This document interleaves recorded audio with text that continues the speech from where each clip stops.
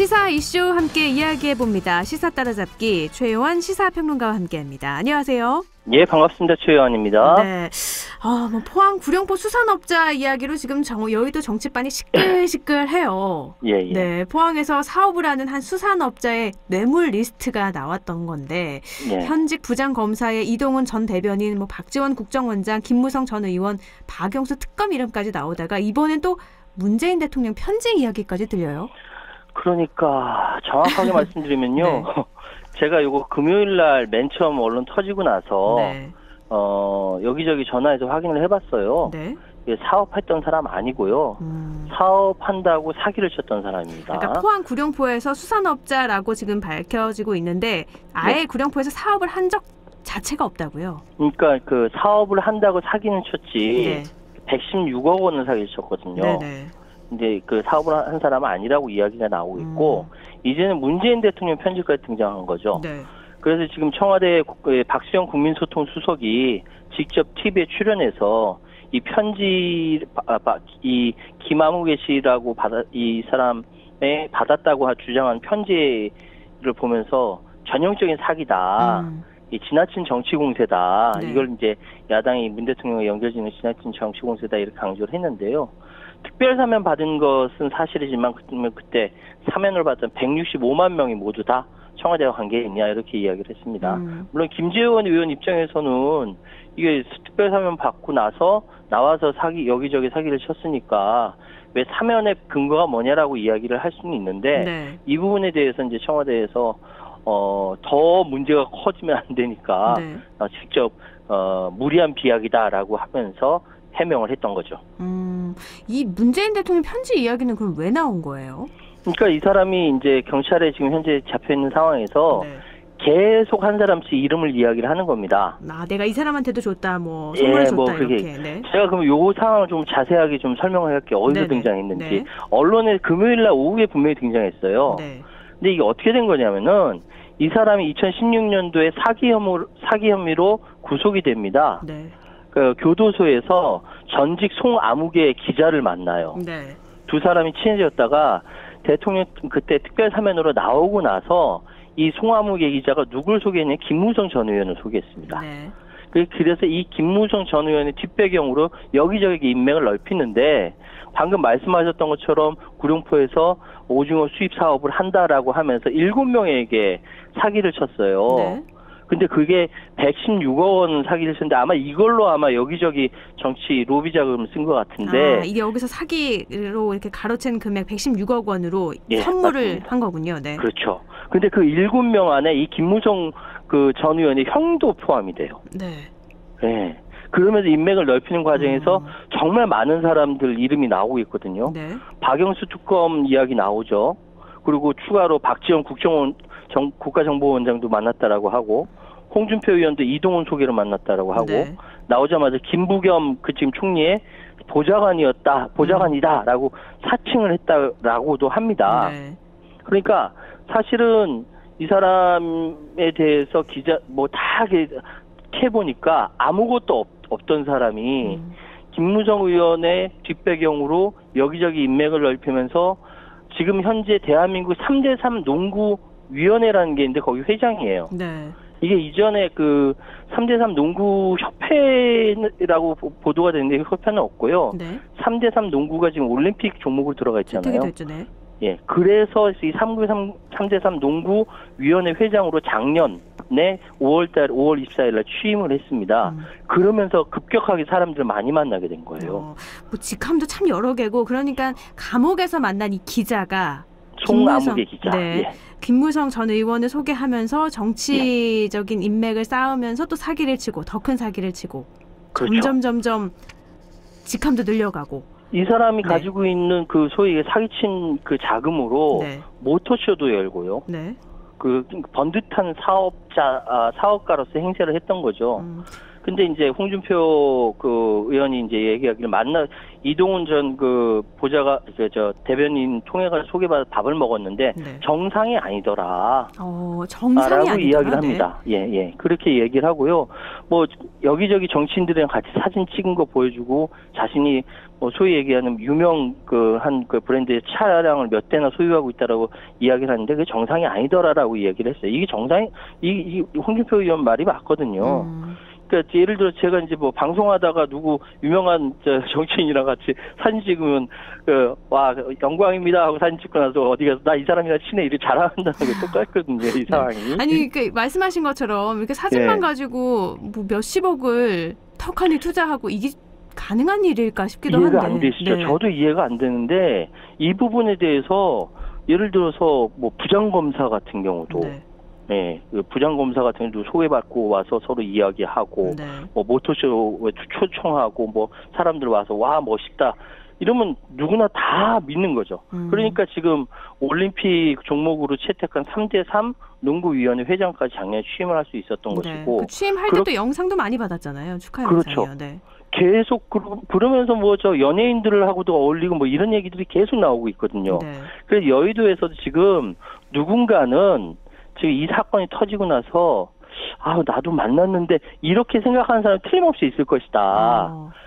사기에 넘어간 사람이 틀림없이 있을 것이다라고 네. 생각하고 제가 지난 금요일 날 이거 조만간 더 커질 텐데 라고 생각하고 있었는데 네. 안 그래도 지금 박영수 특검이 있던 법무법인 강남이 네. 이 수산업자 김아무개 씨의 변호를 맡았다는 보도가 또 튀어나왔습니다. 네. 예, 이런 상황이 계속되니까 어쩌면 그 수산업자의 개인이 움직였던 이 사기 행각이 네. 어쩌면 여의도판 전체를 다 휘저을 수도 있겠다. 예, 이런 생각이 듭니다. 지금 수사를 받고 있는 게 한계가 아니잖아요. 이미 뭐 예. 수사를 받고 있는 것들도 있었는데 이번에 네. 이 오징어 사업 투자하면 큰돈 벌게 해주겠다. 그래서 가로챈 금액 116억 원에 대한 수사도 이루어지고 있는데 예. 이렇게 선물을 준 게 3만 원 미만이고 대가성이 없다면 큰 죄가 안 될 수 있지만 지금 그 부분이 가장 중요한 거죠. 그렇죠. 지금 상황은 네. 이 사람이 자신의 과거에 있었던 신분을 다 세탁하고 네. 대한민국 소위 3대3 농구위원회 회장으로서 여기저기 사람 만나면서 또 그전에는 뭐 김부겸 총리가 되기 전에 의원이었으니까 뭐 보좌관이었다라고 거짓말도 하고 그리고 행사도 많이 주최했고 네. 이러면서 전형적인 사기 형태를 보였기 때문에 여기에 그냥 한번 만나가지고 밥같이 먹는 것 정도가 무슨 죄가 되겠습니까마는 네. 어쨌든 김영란법도 있고 네. 여러 가지로 지금 계속 이름이 나오니까 이게 점점 더 커지겠다라는 생각이 드네요. 네, 뭐 3만 원 이상 선물이 일단 오가면 김영란법 위반이니까 이 부분도 네. 좀 짚어봐야 되는 거고 또 대가성이 있었는지도 조사 네. 결과에 따라서 추후에 또 이야기를 나눠보도록 하죠. 여당 경선 이야기를 해보면 더불어민주당 2차 TV토론회가 있었어요. 예. 네. 추미애 후보만 이때 유일하게 이재명 후보를 좀 옹호하는 입장이어서 연대 이야기도 나오고 뭐 단일화 이야기도 나오고 참 지금 네. 이야기가 그래서 반명연합, 네. 그러니까 반 이재명 연합이죠. 네. 그리고 재미연대가 뭐지? 네. 그랬더니 그 이재명 후보하고 추미애 후보하고 연대한다는 의미죠. 네. 이게 같이 연대를 한다라고 해서 반명연합 대 재미연대다. 뭐 이런 이야기가 많이 나오고 있습니다. 네. 지금 정세균 후보하고 이광주 후보하고 단일화에 정세균 후보가 됐으니까 네. 그다음 2차 단일화는 누구냐라고 할 때 다 이야기 나오는 것이 지금 이낙연 후보와 2차 단일화 가능성에 시선이 쏠리고 있습니다. 네. 범신문인 김두관 후보도 라디오에 나와서 단일화 할 것 같다. 시점은 컷오프 이후가 될 것 같다라고 이야기를 하고 있는데 네. 어쨌든 지금 상황에서 가장 좀 신중하게 움직이는 후보는 오히려 이재명 후보입니다. 자신이 네. 지금 당선될 가능성이 크고 네. 근데 당선되고 나서 원팀으로 움직여야 되는데 네. 경선 과정에서 서로 간 상처 있고 상처 받게 되면은 나중에라도 또 문제가 되기 때문에 가장 신중하게 움직이고 있고요. 이재명 후보 같은 경우는 지금 친노무현 인사인 강금실 전 법무부 장관을 후원회장으로 영입한 거 역시 친노친문 지지층 끌어안기 위한 포석이다 이렇게 해석이 되고 추미애 후보가 치고 올라오고 있는데 만약에 이렇게 돼서 1위 그러니까 이제 추미애 후보가 2위까지 올라온다면은 네. 상황은 전혀 달라질 수도 있겠다라는 말씀을 드리겠습니다. 지금 이재명 지사가 참 신중하게 움직인다라고 말씀을 하셨는데 그래서 그런지 네. 사이다 발언이 사라져서 네. 이재명 지사 같지 않다 이런 의견도 참 많더라고요. 그렇죠. 아무래도 이재명 후보 입장에서는 지지자들이 그렇게 원하는 그 사이다 발언을 하고 싶지만 네. 그 사이다 발언을 하면 그 상대방은 또 얼굴 빨개져야 되는 상황이고요. 그래서 정세균 후보가 하는 설전 중에서도 사실 바지 이야기가 좀 나왔으면 민망하긴 했습니다. 참 민망해. 예. 근데 이게 농담조가 아니라 진지하게 정색하면서 나온 거예요. 정색하면서 이야기를 한 거죠. 네. 그러니까 그 토론회로 보셨던 분들은 아마 보신 분들도 좀 당황하셨을 거예요. 그러니까 형수 욕설 해명하니까 정세균 후보 그거 말고 다른 문제다. 소위 스킨들에 대해서 여기 얘기할 때 정색을 하면서 제가 혹시 바지를 한 번 더 내릴까요라고 얘기하니까 네. 정세균 후보 되게 당황했거든요. 네. 그러니까 이런 것들이 당내에서 서로 이렇게 농담 삼아 얘기하는 거는 그렇다 치지만 TV 토론에서 정색하고 나오니까 이 상황이 좀 보는 사람도 민망하고 좀 그런 부분들이 있다. 나중에 이 후보가 이제 이재명 후보가 캠프 토론회 후 논평을 내고 눈살 찌푸리게 되는 장면들이 있었다. 개인 사생활을 들추기도 했다. 뭐 이런 얘기를 네. 했는데 어쨌든 뭐 계속 이런 일은 한두 번 더 나오지 않겠느냐. 예, 말씀드릴 수 있겠네요. 또 토론회에서 뜨거웠던 게 기본소득 이슈였던 것 같아요. 예. 네. 지금 오늘 이재명 지사가 지금 이야기하기를 이번에 5만 원 네. 80%가 돼 있잖아요. 네. 결정했잖아요. 이 부분을 20만 원씩 낮추고 전 국민한테 나눠주자라고 이야기를 했습니다. 네. 그 얘기도 있고요. 지금 경선 사실 2017년 그때 대선 경선일 때 기본소득 100만 원 이야기 했었거든요. 근데 그 부분을 지금까지 계속 가지고 오다가 거기에 대한 입장을 조금씩 바꾸고 있는 거죠. 일본 공약이 기본소득을 일본 공약이 아닐 수 있다라고 얘기하면서 네. 보다 효율적이라면 이런 전제하에 하위층 선별 지원에 대한 가능성을 열어뒀다라고 해석을 하고 있는데 어쨌든 지금 굉장히 정책적인 측면에서는 기본소득에 대해서 굉장히 왈가왈부 굉장히 많이 나오고 있습니다. 송영길 대표의 대깨문 단어도 참 문제가 돼서요. 예. 이게 방송에서 참 적절하지 않은 단어기는 한데 이게 머리가 깨져도 이 문제 이게 문재인 극성 지지자들이 스스로 지칭한 말이긴 해요. 그런데 최근에는 이게 멸칭으로 좀 쓰고 있어서 그렇죠. 네. 사실 그 대깨문 단어라는 그 자체가 어디서부터 시작됐냐면 박근혜 네. 그때 후보 때부터 이야기가 나온 것이거든요. 네. 그런데 이제 지금 멸칭으로 쓰이고 있는 이 자체가 뭐냐면 당내 화합을 이루는 데 있어서 좋지 않기 때문에 네. 이 부분에 대해서는 자제하자는 차원에서 이야기가 나는데 그렇다고 해서 그걸 멸칭을 그냥 대깨문 이야기를 해버리니까 네. 오히려 많은 사람들이 그 대표가 좀 뭐랄까 중립을 지켜야지 지금 네. 뭐 하는 소리냐라면서 반발을 특히 이낙연 정세균 후보 같은 경우는 당연히 반발할 수밖에 없는 것이고요. 네. 이것이 이제 계속 시끄러지는데 어쩌면 보면은 이것이 흥행 요소가 되기도 하지만 네. 또 다른 측면에서 보면은 경선 이후에 원팀이 되는데 걸림돌 될 수 있지 않겠느냐 뭐 이런 이야기도 나오고 있습니다. 네. 지금 흥행 이야기를 나와서 잠깐 하나만 좀 여쭤볼게요. 국민의힘 이야기를 안 할 수가 없어서 안 할 수 없죠. 네. 대변인 선발 경쟁률도 엄청 낮고 문자 투표 수가 12만 표를 넘었어요. 그러니까요. 지금 이게 국민의힘 대통령 후보로 뽑는 게 아닙니다. 그렇죠. 대변인을 토론을 통해 가지고 뽑는 것인데 국민들의 관심이 이렇게 크다는 것이죠. 네.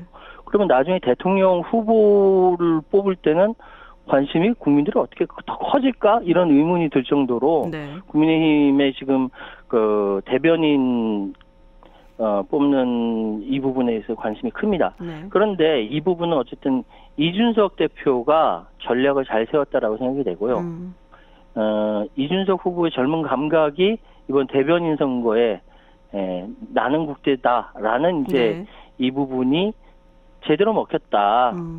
예, 이렇게 표현할 수 있겠습니다. 아니 근데 어떤 부분이 제대로 먹혔길래 이게 민주당 토론하고 시간대가 같았어요. 그런데 그렇습니다. 네, 당 대변인을 뽑는 게 대선 후보를 뽑는 것보다 훨씬 더 많은 관심을 받은 거라서. 심지어 그것뿐만 아니라 예능 제치고 비지상파 시청률 1위를 했다니까요. 네, 유튜브 동시 실시간 그러니까 시청하는 사람이 2만여 명이었잖아요. 예, 그렇습니다.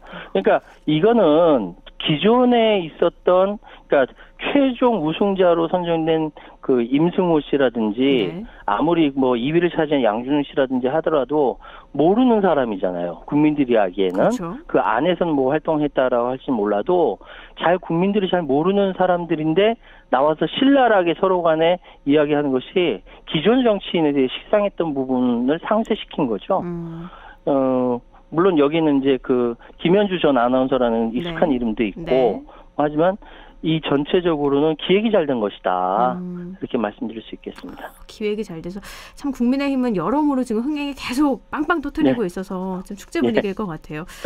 다른 주제 좀 넘어가 볼게요. 성추행 피해를 당한 뒤에 극단적 선택을 한 공군 중사 사건. 아마 청취자분들도 다 기억을 하고 계실 건데 이 충격이 가시기도 전에 이번에는 국방부 직할부대 현역 장성이 성추행으로 구속이 됐어요.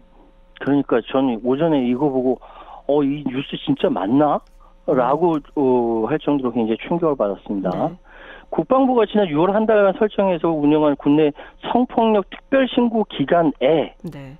이 성폭력 근절 대책과 의지가 제대로 이행되지 않았다라는 지적이 나올 수밖에 없는 것이죠. 네. 지금 A 준장이라고 이제 표현되고 있는데 여기에 대해서 이미 구속된 상태고요.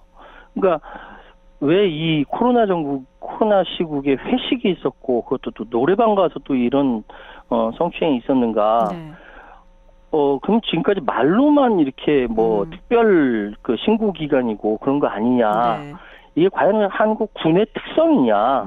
정말 여러 가지로 고민할 부분이 많다라는 말씀드리겠고요.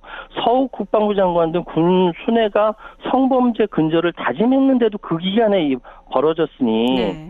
이거는 국방부 장관이 책임을 지지 않으면 안 되는 상황이냐? 아니다. 상황까지 갔다. 네. 이렇게 말씀드리겠습니다. 그러니까 굉장히 심각합니다. 네, 현역 장성이 성추행으로 구속이 됐는데 어떤 일이 있었던 거예요? 그러니까 이게 지난 이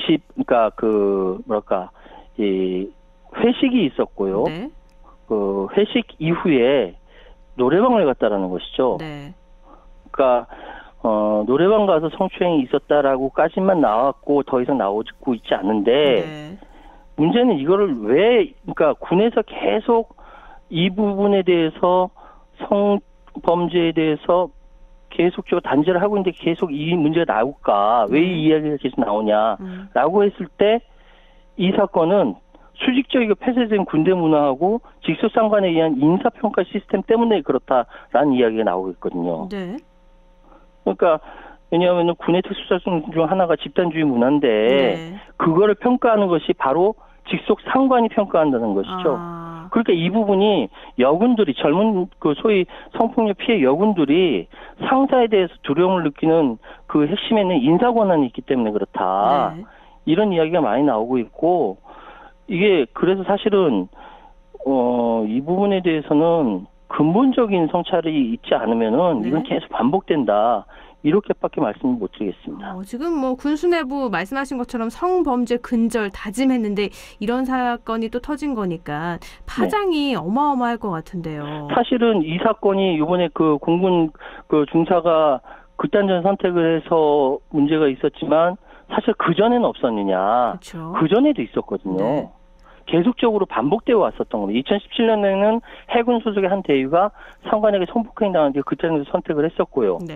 그게 커지지 않고 유야무야 넘어갔습니다. 네. 지금 이후에 위력의 이런 성폭력뿐만 아니라 심지어는 한 공군 하사가 여러 계급의 다수의 여군을 대상으로 불법 촬영해서 사람 이름별로 폴더로 저장했다라는 거 아닙니까? 네.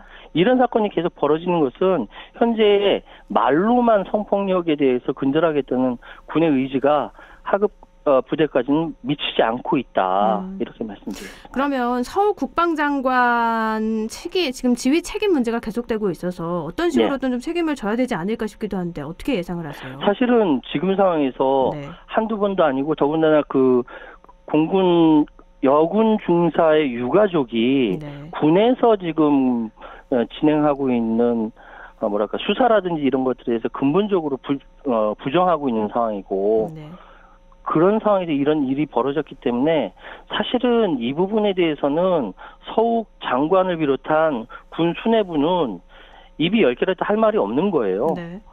굉장히 심각한 상황으로 실제로 지금 군은 이제 이 상황에 대해서 굉장히 심각하게 인식을 하고 있다라는 보도가 계속 나오고 있는데요. 파장이 클 것 같다 뭐 이렇게 얘기를 나오지만 파장 정도가 아니라 이번 싹 물갈이까지 이야기 나오는 거 아니냐라는 이야기까지 나오고 있습니다. 지금 예전에 이 성추행 이전에는 부실 급식 논란이 또 일기도 했었잖아요. 예. 그래서 지금은 급식이 이렇게 잘 나온다 이렇게 바뀌긴 했는데 이 성추행은 그런 문제로 해결될 게 아니기 때문에 뭐 성인지 교육도 근본적으로 조금 더 강화해야 된다는 지적도 있고 그럼 어떻게 좀 근본적으로 이 문제를 해결하려면 어떻게 해야 된다고 생각하세요? 지금 여러 가지 이야기들이 나오고 있는데요. 네. 지금 국내 성폭력 특별신고기관에 접수된 사건이 60건이라고 합니다. 네. 이 가운데 20건을 수사 의뢰를 했다라고 하고 각 군에서도 수사를 착수한 사례도 있다라고 지금 보도에서는 계속 나오고 있고 네. 국내 성범죄를 찾아내서 가해자를 일벌백계 한다는 의지를 계속 이야기하고 있습니다만 근본적으로 이 문제는 군의 위계질서 내지 군의 잘못된 문화 때문에 계속 반복되어서 나타나고 있는 것이고 그렇기 때문에 현재 심지어는 여성징병제 화두에 오고 있지만 그것도 얘기가 안 되는 것이 여성대상 성범죄 때문에 현실화되기 어렵다 이런 지적까지 나오고 있는 상황이거든요. 네. 그렇다면 현재 군의 직속상관에 의한 인사평가 시스템 이것이 근본적인 문제다. 네. 직속상관이 인사평가하는데 거기에 직속상관에 대한 의한 성추행이 과연 이게 드러나겠느냐. 아마 지금 이야기는 나오고 있지 않지만 직속상관이기 때문에 고발하지 못하고 성추행 때문에 성추행 당하고 울고 있는 대한민국 여군이 있지 않겠느냐라는 이야기까지 나오고 있습니다. 네. 그렇기 때문에 1차 관문인 장기복무심사 통과할 때 이때의 인사평가 이 시스템을 제대로 바꾸는 것부터 시작해야 된다. 장기적으로는 군 재판부라든지 이런 것까지 군 검찰이라든지 이런 부분까지 다시 한번 생각해 봐야죠. 네, 뭐 피해 신고가 60건이라고 하는데 과연 이게 60건만 있었겠느냐. 예. 이렇게 근본적인 해결을 위해서는 인사평가하는 그 시스템 자체를 고쳐야 된다. 이렇게 말씀을 해주셨어요. 이제 국방부의 그 성폭력 근절을 위한 다양한 정책과 제도가 현장에 그런 다양한 정책과 제도가 없는 게 아닙니다. 그런데 그것이 현장에 접목되고 있지 못해서 그런 것이고요. 네. 조직이 가지고 있는 성인지 감수성 향상은 제도 개선만큼 속도를 내지 못하고 있어요. 그러니까 군이라고 한다면 늘 이렇게 이야기 나오는 것이 우리 군이 이렇게 발전했고 이만큼 나라를 지키는데 공헌하고 있다라는 것은 다 인정하는데 그럼 군은 그만큼 사회 발전만큼 따라가느냐 그렇지 못하다고 내부에서도 이야기하고 있거든요. 네. 그렇기 때문에 더 이상 군 성폭력 피해자가 군을 떠나지 않고 당당한 구성원으로서 안전한 환경에서 근무할 수 있어야 한다라는 것이 국민들 모두의 바람이지만 현재로서는 그 시스템을 제대로 따라가고 있지 못하다. 네. 이렇게 말씀드리겠습니다. 네. 이번 더 이상의 성추행 문제가 발생하지 않는 것도 물론 중요하지만 이런 문제가 발생했을 때 또 어떻게 대처를 해야 되는지도 계속해서 모두가 또 관심을 갖고 지켜봐야 될 것 같습니다. 오늘 말씀 여기까지 나누죠. 고맙습니다. 예, 감사합니다. 네, 최요한 시사평론가와 함께했습니다.